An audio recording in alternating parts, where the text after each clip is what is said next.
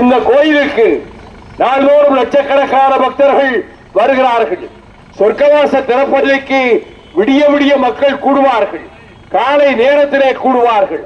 அப்படிப்பட்ட திருவரங்கத்துக்கும் சேவை செய்யக்கூடிய வகையில் இங்கே போட்டியிடுகிற துரை வைகோ அவர் மனிதாபிமானம் மிக்கவர். அவர் அரசியலுக்கு எப்படி வந்தார் என்றால், எனக்கு 3 ஆண்டுகளாக உடல் நலமில்லை, கொரோனா வந்ததிலிருந்தே எனக்கு உடல் நலமில்லை, என் சுற்றுப்பயணங்கள் எல்லாம் ரத்தாகிவிட்டன. அந்த சந்தர்ப்பத்திலே துக்க வீடுகளுக்கு, கல்யாண வீடுகளுக்கு தோழர்களின் வீட்டிலே அழைக்க வந்தால் அங்கே என் மகன் துரை வைகோ எதற்கு வந்தீர்கள் என்று கேட்டுவிட்டு அந்த ஊருக்கு போவான், அந்த வீட்டுக்கு போவான், அவர்களுடைய சுகதுக்கங்களிலே பங்கெடுத்துக் கொள்வான். இதெல்லாம் எனக்கு தெரியாது. எனக்கு தெரியாமலே 1.5 வருடம் நடந்திருக்கிறது. கொடியேற்றுவதற்கும் அழைத்துக் கொண்டு போனார்கள். அரசியலுக்கே வரமாட்டான் நினைத்த அவனிடத்திலே ஒரு நாள் கேட்டேன். அவன் சொன்னான், அந்த திராவிட முன்னேற்ற கழகத்திலே இருந்து உங்களோடு வந்து வேதனைகளை சுமந்து கொண்ட அந்த தோழர் இறந்து போனார் என்று அந்த வீட்டுக்கு போனால் அந்த வீட்டை பார்த்தால் ஓட்டை உடைசலாக இருக்கிறது, கூரை வீடாக இருக்கிறது, அந்த பிள்ளைகள் உங்கள் படத்தை தான் அங்கே வைத்திருக்கிறார்கள். இப்படி அப்பா மீது இவ்வளவு பாசம் வைத்திருக்கிற ஜாதி மதம் கடந்து லட்சக்கணக்கான இளைஞர்கள் இவரை நேசிக்கிறார்களே, நாம் என்ன செய்தோம் அவருக்கு? அவர் இந்த நாட்டுக்காக பாடுபடுகிறார். 6000 கிலோமீட்டர் நடந்தே மக்களை சந்தித்தார். நாம் ஏன் இப்படி இருக்க வேண்டும் என்று எல்லாவற்றையும் விட்டுவிட்டு மறுமலர்ச்சி திராவிட முன்னேற்ற கழக நிகழ்ச்சிகளுக்கு செல்வதை வாடிக்கையாக கொண்டான். இதை கேள்விப்பட்டு நான் கேட்டேன், நீ என்ன ஒவ்வொரு ஊருக்கா போயிட்டு இருக்கியா, என்ன விஷயம்னு கேட்டேன். நீங்க வர முடியல, அவங்க வந்து பார்த்தா அவங்க வீட்டுகளுக்கு போனா அந்த வறுமையிலும் ஏழ்மையிலும் உங்களை எவ்வளவு நேசிக்கிறார்கள் என்பதை பார்த்து நாம் நம் கடமையை செய்ய வேண்டாமா என்றுதான் நான் நீங்க வர முடியாத இடங்களுக்கு நான் சென்று வந்தேன் என்றான். அதன் பிறகு மறுமலர்ச்சி திராவிட முன்னேற்ற கழகத்தின் நிர்வாக குழுவில் அவரை அரசியலுக்கு கொண்டு வந்து நாடாளுமன்ற வேட்பாளராக்க வேண்டும் என்று என்னுடைய தோழர்கள் கேட்டபோது நான் ரகசிய வாக்கெடுப்பு நடத்த வேண்டும் என்று முடிவெடுத்து ஒவ்வொருவரிடத்திலும் ஒரு வாக்குச்சீட்டை கொடுத்து துரை வைகோ அரசியலுக்கு வர வேண்டுமா வேண்டாமா என்று அதில் 2 கேள்விகளை கேட்டு அந்த தாளை வாக்குச்சீட்டை மடித்து அங்கே கொடுத்தேன். 106 பேர் மொத்தம் ஓட்டு போட்டார்கள். அதில் 102 பேர் துரை வைகோ அரசியலுக்கு வர வேண்டும் என்று கையெழுத்து போட்டிருந்தார்கள். 4 பேர் 2 பேர் தான் அவர்கள் யாருக்கும் வாக்களிக்கவில்லை. இப்படித்தான் அவனுடைய அரசியல் பிரவேசம் வந்தது. அதன் பிறகு திருச்சியிலே இருக்கக்கூடிய தோழர்களும் தமிழகத்திலே இருக்கக்கூடிய தோழர்களும், நீங்கள் திருச்சியிலே அவர் நின்றால் தமிழ்நாடு பூராவிலும் சுற்றி வருவதற்கும் தொகுதியிலே பணியாற்றுவதற்கும் நல்ல வாய்ப்பாக இருக்கும், கட்சியை தூக்கி நிறுத்துவதற்கு மட்டுமல்ல மக்களுக்கு சேவை செய்ய, இயற்கை நம்மை வஞ்சித்து விட்டது என்று சொல்லுகிற விதத்தில் காவிரியிலே இன்றைக்கு வறண்டு கிடக்கிறதே, கொள்ளிடம் வறண்டு கிடக்கிறதே, பிரபல வளநாடு வறண்டு கிடக்கிறதே, இதே நிலைமையில் அவன் மேகதாட்டுவிலே அணை கட்டிவிட்டால் ஒரு சொட்டு தண்ணீர் காவிரிக்கு வராது, மேட்டூருக்கு வராது. 13 வருடங்களுக்கு முன்பு நான் கிருஷ்ணகிரியிலே போய் இதை சொல்லி ஒரு 1000கணக்கான தோழர்களை திரட்டி போராட்டம் நடத்தினேன். அதன் பிறகு 2014 டிசம்பர் 7ஆம் தேதி அன்று மத்தியிலே இருக்கக்கூடிய அமைச்சர் அவர் இறந்து விட்டார், அனந்தகுமார், பிஜேபி. அவருடைய வீட்டிலே ஒரு கர்நாடக அரசியல்வாதிகளை சந்திக்கிற கூட்டம் போட்டார்கள். கர்நாடகத்தை சேர்ந்த எல்லா எம்பிக்களும், எல்லா கட்சி எம்பிக்களும், மந்திரிகளும் அதிலே கலந்து கொண்டார்கள். நாம் மேகதாட்டுவிலே அணை கட்டித்தீர வேண்டும் என்றார்கள். பிரகாஷ் ஜவடேகர் சுற்றுச்சூழல் அமைச்சர், நீங்க துணிஞ்சு கட்டுங்க, நாங்க வெளிப்படையா ஆதரவு கொடுக்க மாட்டோம், ஆனா நீங்க கட்டுறத கட்டுங்க, நாங்க தடுக்க மாட்டோம் என்று சொன்னார். ஆகவேதான் 9500 கோடியை அங்கே ஒதுக்கி வைத்திருக்கிறார்கள். இப்பொழுது அணை கட்டுவதற்கான பொருட்கள் எல்லாம் தயாராகிவிட்டன. கட்டி தீர்வோம் என்று எல்லா கட்சி தலைவர்களும் அங்கே பேசுகிறார்கள். அப்படி கட்டினால் கரிகால் பெருவிழத்தாரி எழுப்பிய கல்லணைக்கு தண்ணீர் வராது. இந்த திருச்சியில் இருந்தவாறுதான் 3ஆம் ராஜராஜ சோழன் படையெடுத்து சென்று அங்கே கட்டப்பட்ட அணையை உடைத்தெறிந்தார். ராணி மங்கம்மாள் ஒரு படையை திரட்டி கொண்டு போய் கர்நாடகத்திலே கட்டப்பட்ட அணையை உடைத்தெறிந்தார். நான் அணையை உடைக்க சொல்லவில்லை, ஆனால் இந்திய நாட்டினுடைய ஒருமைப்பாடு சுக்குநூறாக போய்விடும், இதை செய்திருக்கிறார் என்று நான் பிரதம அமைச்சர் டாக்டர் மன்மோகன் சிங் அவர்களிடத்திலே சொன்னேன். சோவியத் ரஷ்யாவை போல இந்தியா துண்டு துண்டாக போய்விடும், எங்கள் தமிழ்நாடு தனிநாடாகிவிடும், கிழக்கு பகுதி வடக்கு பகுதி தெற்கு பகுதி என்று தனித்தனியாக போய்விடும் என்று நான் நேருக்கு நேராக பிரதமரிடத்திலே சொன்னேன், நாடாளுமன்றத்திலும் சொன்னேன். இந்த பகுதியிலே இருக்கக்கூடிய 4 மாவட்டங்களிலே இருக்கக்கூடிய அத்தனை ஊர்களுக்கும் இரவு பகல் பாராமல் சென்று 1 மாதம் சுற்றுப்பயணம் நடத்தினேன்.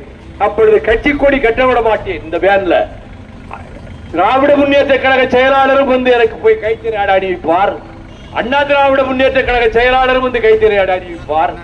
எல்லா கட்சிக்காரர்களும் வைகோதான் அரசியல் பேசலையே, வைகோதான் ஓட்டு கேட்கலையே, நாம அவரை வரவேற்போம், நமக்காகத்தானே பாடுபடுகிறார் என்று எல்லா இடங்களிலும் என்னை வரவேற்றார்கள். இன்றைக்கு இந்த தொகுதியை தேர்ந்தெடுத்ததற்கு காரணம், அப்படி ஒரு வாய்ப்பு கிடைக்குமானால் தமிழகத்தையே படை திரட்டி கொண்டு போய் அந்த அணையை கட்டவிடாமல் தடுக்க வேண்டிய கடமை நமக்கு இருக்கிறது என்பதை இந்த நேரத்தில் தெரிவித்துக் கொள்கிறேன்.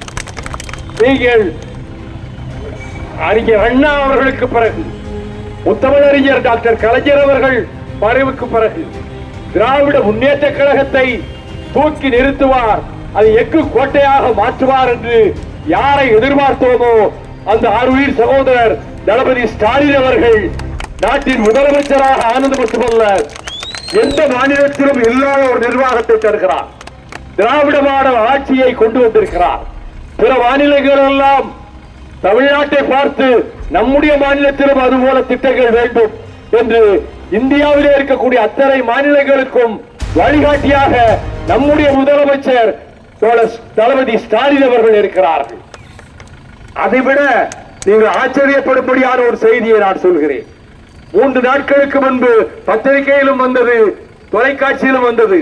கனடா நாட்டினுடைய பிரதமர் ட்ரூடு அங்கே இதே எண்ணத்தில் வைத்துக் கொண்டு இங்கே காலை எழுந்தவுடன் குழந்தைகளுக்கு பள்ளிக்கூடம் போகிற போது உணவு வழங்க வேண்டும் என்று நம்முடைய தளபதி ஸ்டாலின் முதலமைச்சர் முடிவெடுத்து அதை செயல்படுத்துகிற செய்தி கனடா நாட்டிலும் வந்திருக்கிறது. ஆகவே கனடா நாட்டினுடைய பிரதமர் இந்தியாவினுடைய தென்கோடி முறையில் இருக்கக்கூடிய ஒரு மாகாணத்தினுடைய முதலமைச்சர் இதை செய்திருக்கும் போது நம் நாட்டிலே நாம் ஏன் செய்யக்கூடாது என்று கனடாவிலே இன்றைக்கு காலையில் குழந்தைகளுக்கு பள்ளிக்கூடத்திலே உணவு வழங்குகிற காட்சி உலகத்தையே ஈர்க்கக்கூடிய ஆற்றல் அவரிடத்திலே இருக்கிறது. அவர் தமிழ்நாட்டிலே இருக்கக்கூடிய தொழில் வளம் பெருக வேண்டும் என்பதற்காக 9,75,000 கோடி முதலீடுகள் செய்வதற்கு தொழில் அதிபர்களை வெளிநாடுகளிலே சந்தித்து அதற்குரிய ஏற்பாடுகளை செய்து விட்டார்.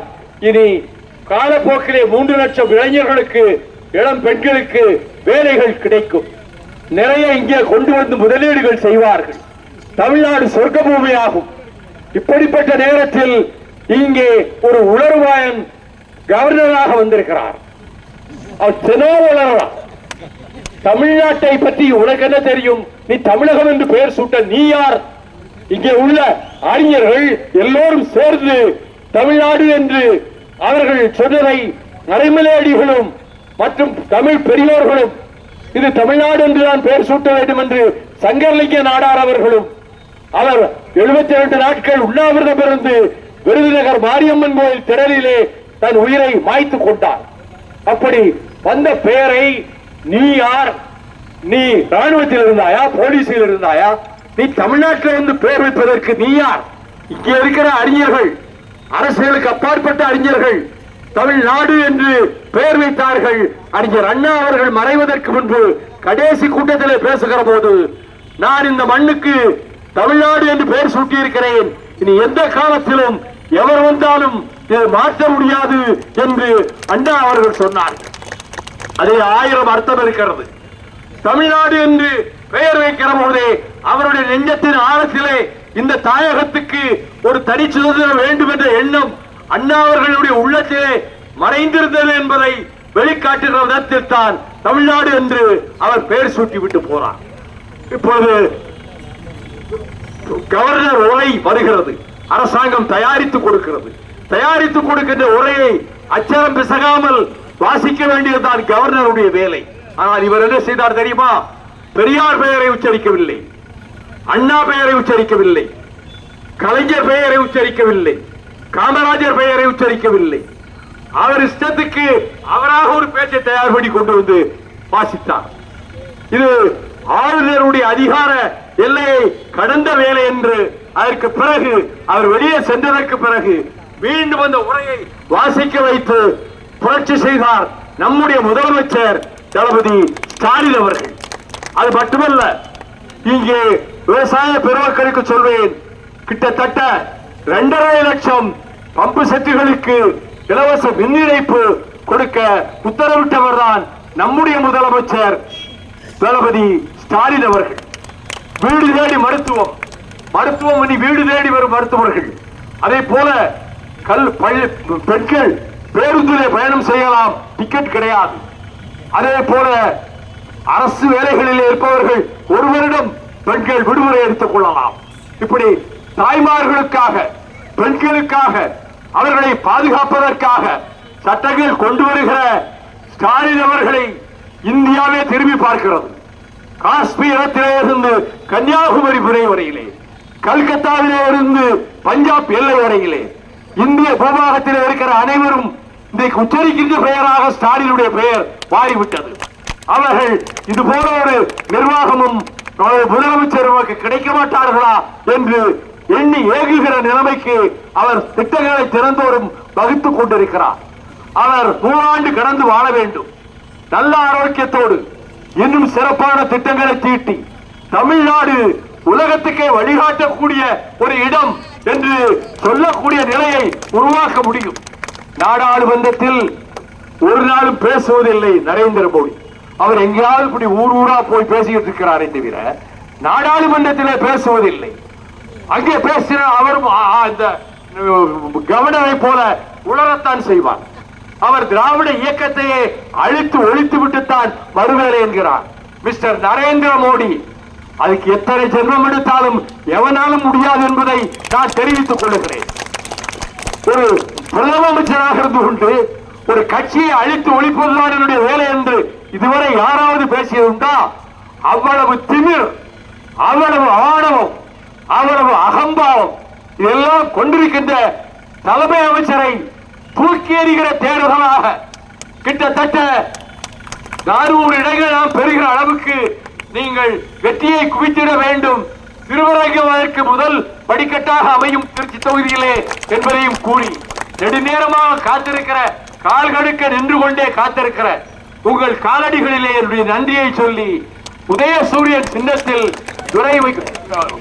தீப்பெட்டி சின்னத்தில் துரை வைகோ அவர்களுக்கு, உதயசூரியன் சின்னத்தில் மற்ற இடங்களில் எல்லா இடங்களிலும் வெளியூர்களில் இருந்து வந்திருப்பவர்கள் நீங்கள் அங்கே வாக்கு சேகரிங்க. இந்த தொகுதியில் ஏன் தீப்பெட்டி சின்னம் வந்தது என்றால், முதலில் உதயசூரியன் சின்னம் வாங்க வேண்டும் என்றால் அவர் திமுகவில் இருந்து ராஜினாமா செய்ய வேண்டும். ராஜினாமா செய்துவிட்டு நான் வேறொரு கட்சிக்கு போகிறேன் என்று எழுதி கொடுக்க வேண்டும். அப்பொழுது அவருடைய பதவி பறிபோய்விடும், கட்சி நடுத்தருவிலே நிற்கும். இதையெல்லாம் மிகவும் ஆலோசனை செய்துதான் இம்முறை அவர் தீப்பெட்டி சின்னத்திலே நிற்பதற்கு நான் இசைவு கொடுத்தேன். காலை எழுந்தவுடனே மின்விளக்குகள் எரிகின்றன, வீடுகளிலே அகல் விளக்கு எரிகிறது. அந்த அகல் விளக்குக்கு தீப்பெட்டி தேவைப்படுகிறது. தீப்பெட்டியை வைத்துத்தான் அகல் விளக்கு ஏற்றுகிறார். ஆலயங்களிலே போனால் தீப சுடர்கள் எரிகின்றன. அந்த தீப சுடர்களை ஏற்றி வைப்பதற்கும் தீப்பெட்டி தேவைப்படுகிறது. புகைப்பிடிப்பவர்களுக்கும் அது தேவைப்படுகிறது. இப்பொழுது குறைந்து விட்டது. ஒருத்தர் கையை காட்டுறாரு, அப்படி இல்லை விட்டுட்டாங்க அங்கிருந்து. அதாவது இந்த தீப்பெட்டி சின்னத்துக்கு நீங்கள் உங்கள் பொன்னான வாக்குகளை வழங்குவது மட்டுமல்ல, மற்றவர்களிடத்திலே எடுத்து சொல்லி திராவிட முன்னேற்ற கழக தோழர்களை, என் சகோதரர்களை, நான் திராவிட முன்னேற்ற கழகத்தில் 23 முறை சிறை சென்றிருக்கிறேன். மொத்தம் 6 ஆண்டுகள் சிறையில் இருந்திருக்கிறேன். மிசாவில் 1 வருடம் இருந்தேன். முடாவில் 19 மாதம் இருந்தேன். தமிழ்நாட்டில் 6000-7000 கிலோமீட்டர் நடந்தே மக்களை சந்தித்திருக்கிறேன். இந்த நேரத்தில் உங்களிடத்திலே மன்றாடி கேட்டுக் கொள்கிறேன், பல்லாயிரக்கணக்கான ஓட்டுகள் வித்தியாசத்தில், லட்சக்கணக்கான ஓட்டுகள் வித்தியாசத்தில் துரை வைகோ தீப்பெட்டி சின்னத்திலே வென்றார் என்ற சரித்திரத்தை ஸ்ரீரங்கத்து மக்கள் ஏற்படுத்திக் கொடுக்க வேண்டும் என்று கேட்டு இவ்வளவு நேரம் அமைதியாக உரையை செவிமடுத்த உங்கள் காலடிகளிலே என்னுடைய நன்றியை வைத்து தந்தை பெரியார் வாழ்க, பேரறிஞர் அண்ணா புகழ் வாழ்க, முத்தமிழறிஞர் டாக்டர் கலைஞரின் புகழ் வாழ்க, உலகம் கண்டும் கேட்டு பெறாத மாவீரன் பிரபாகரன் புகழ் வாழ்க வாழ்க, வெல்க வெல்க தீப்பெட்டி சின்னம், வெல்க தீப்பெட்டி சின்னம், வெல்க தீப்பெட்டி சின்னம். நன்றி, வணக்கம். என்றும் மக்களின் பார்வையில் ரெட் தமிழ் டிவியை சப்ஸ்கிரைப் செய்யுங்கள்.